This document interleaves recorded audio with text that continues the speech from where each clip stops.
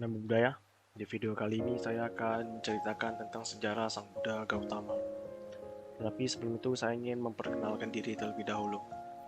Perkenalkan, nama saya Ignatius Juno Samudra dengan nomor NPM 2131042. Pangeran Siddhartha Gautama dilahirkan pada tahun 623 sebelum Masehi di Taman Lumbini. Ketika itu Ratu Mahamaya berdiri memegang dahan pohon sala.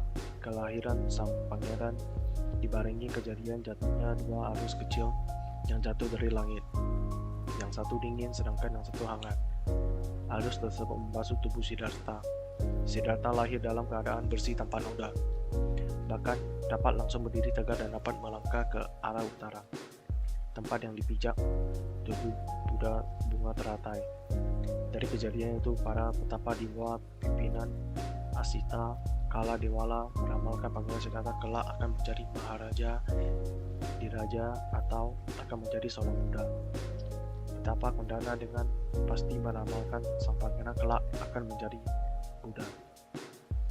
Ramalan tersebut membuat Sri Baginda merasa cemas, karena apabila sang pangeran menjadi Buddha, tidak ada yang akan meneruskan tata kerajaannya. Kemudian, para petapa itu berpesan agar sang pangeran jangan sampai melihat 4 macam peristiwa, yaitu tua, orang sakit, orang mati, dan orang suci. Jika tidak, ia akan menjadi petapa dan menjadi Buddha. Baginda khawatir putra tunggalnya itu akan meninggalkan istana dan menjadi petapa, pengembara tanpa tempat tinggal. Maka dari itu Baginda memilih banyak pelayan untuk merawat sang Buddha Siddhartha agar putra tunggalnya menikmati hidup keduniawian. Segala bentuk penderitaan berusaha disingkirkan dari kehidupan Pangeran Siddhartha, seperti sakit, umur tua, dan kematian, sehingga pangeran hanya mengetahui kenikmatan duniawi. Keistimewaan Siddhartha sudah terlihat sejak kecil dengan kecerdasan yang di atas rata-rata. Kehidupannya selalu dilayani pelayan-pelayan dan dayang-dayang masih muda dan cantik, rupawan di istana yang megah dan indah. Dalam usia 7 tahun, Pangeran Siddhartha telah mempelajari berbagai ilmu pengetahuan. Tetapi ia merasa kurang berminat dengan pelajaran tersebut. Pangeran Siddhartha mendiami 3 istana, yaitu istana musim semi, musim hujan, dan pancaroba.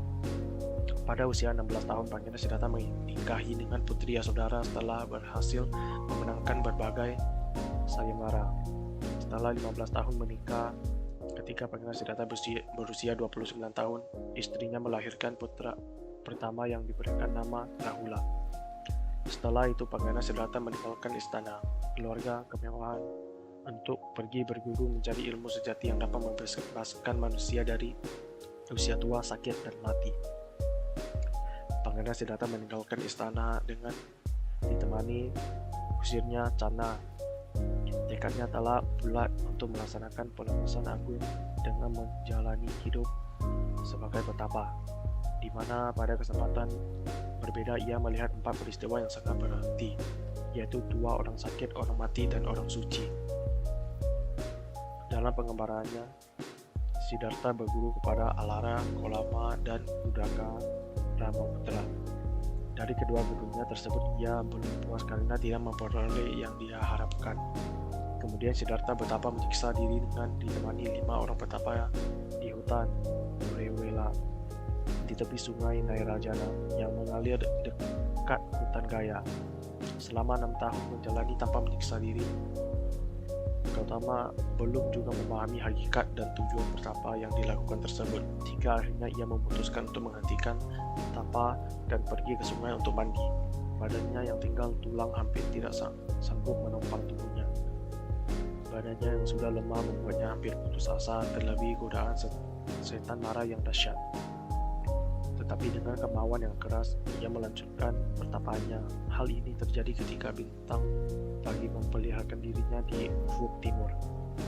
Pertapa Gautama mencapai pencerahan sempurna dan menjadi Samya Sambuddha tepat pada bulan Purnama Raya di bulan Waisak ketika ia berusia 35 tahun, atau menurut versi Buddhisme Mahamaya 531 sebelum Masehi pada hari ke-8 bulan ke-12. Tubuh Sang Buddha Siddhartha mencerminkan 6 sinar Buddha atau Buddha Rasmi ketika telah mencapai pencerahan sempurna. Petapa Gautama mendapatkan gelar kesempurnaan, yaitu Buddha Gautama, Buddha Sakyamuni, Anggata Sugata, Bhagawa, dan sebagainya.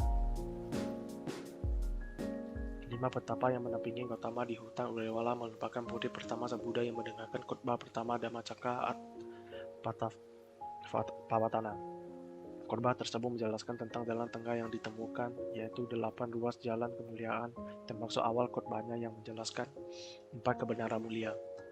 Buddha Gautama kemudian kembali berkelana menyebarkan Dharma kepada 45 tahun kepada umat manusia dengan penuh cinta kasih dan kasih sayang.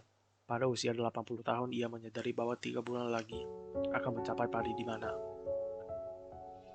Sang Buddha dalam keadaan sakit terbaring di antara 2 pohon sala di Kusinara memberikan khotbah Dharma terakhir kepada murid-muridnya lalu Paridimana. Dalam versi Buddhisme Mahayana yaitu 486 sebelum Masehi pada hari ke-15 bulan kedua kalender lunar. Sementara versi WFB pada bulan Mei tahun 543 sebelum Masehi. Sekian, terima kasih. Jika terjadi kesalahan dalam penulisan maupun pelafalan, saya ingin meminta maaf. Sekian, Namo Buddhaya.